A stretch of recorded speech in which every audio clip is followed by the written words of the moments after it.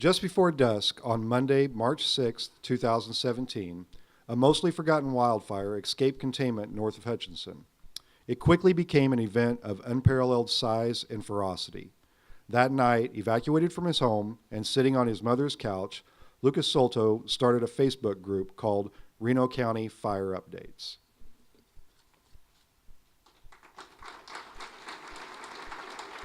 Hello. So this is the 15-step process to staying busy while you're evacuated.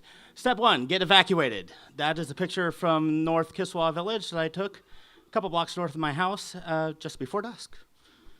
And shortly later, we decided that rather than perish in the night in the fire, we would go to my mom's house. So on to West 17th Street we came. I donned my PJs and my mom's sofa, and I got my phone out and started to look for news. Finding none, I made a Facebook group. That's what I do. So I made a Facebook group. It was called Reno County Fire Updates. I invited all my friends and all the people that I knew. I started that group at 8:22 p.m. on March 6th.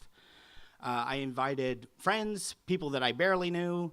I posted the group around in some other groups to spread the word, mostly targeting people that I thought would have an interest in the group and would maybe be wanting to know, is my house going to burn down or when can I go home?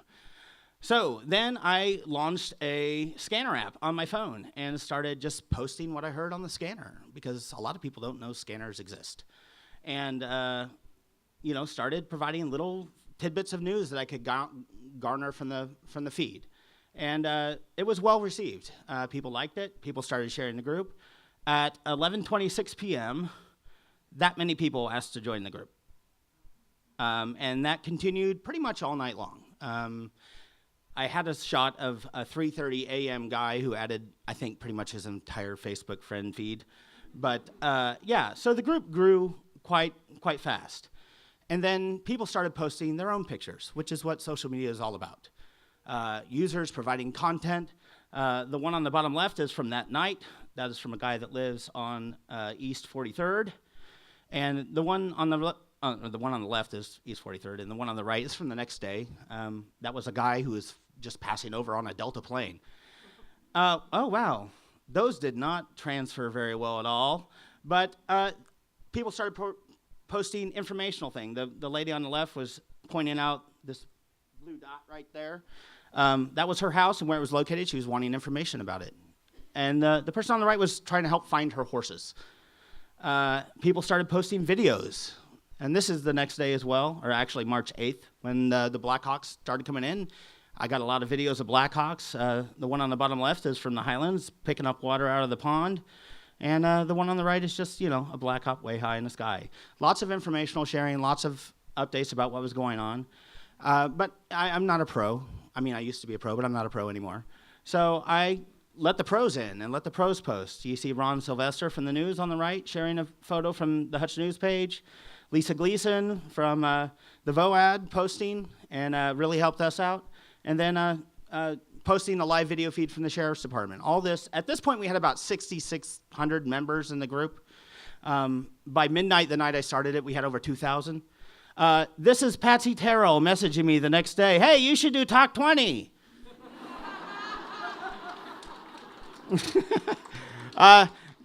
On March 7th, I was getting more updates, and my phone, I think by 10 a.m. my phone was drained.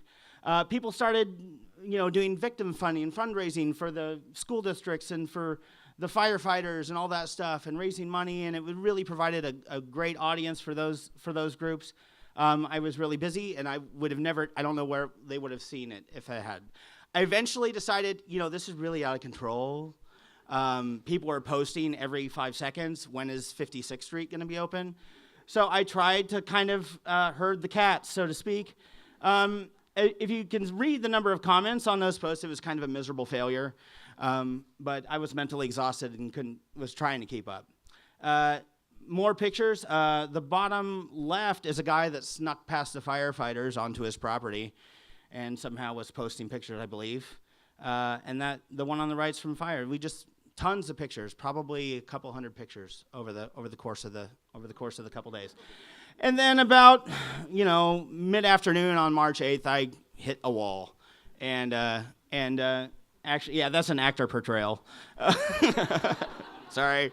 But yeah, I mean, it was mentally exhausting. It was mentally challenging, and I didn't always live up to the challenge. I managed to piss some people off, which sometimes happens on the internet. I don't know if you know that.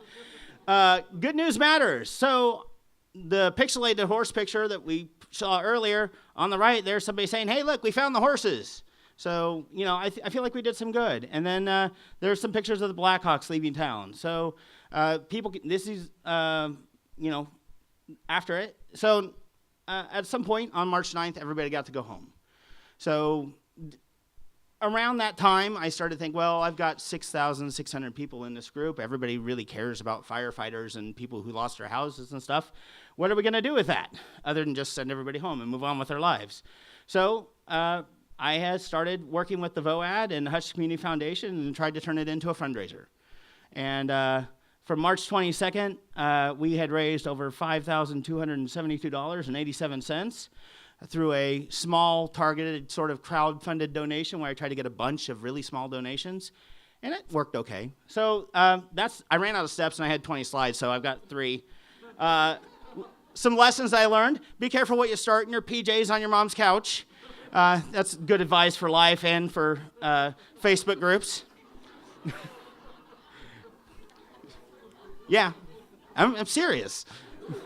Okay, people are awesome mostly. I mean, the feedback and the input and the information that was provided was really, really incredible. People started calling me, hey, you know, my dad's on his property. You know, I know people are wanting to know if their house burned down. You know, he's on 70th and Lorraine. Do you know anybody who needs a house? And so we provided a lot of good information. And the biggest lesson I have is, like, I still have this group. It's 6,400 some people still. It's still out there. It still exists. And every time I post on it, which is not often now because it doesn't really need to do anything right now, but I believe it still can be a resource in a time of need for information delivery, which is what I care about. So thank you.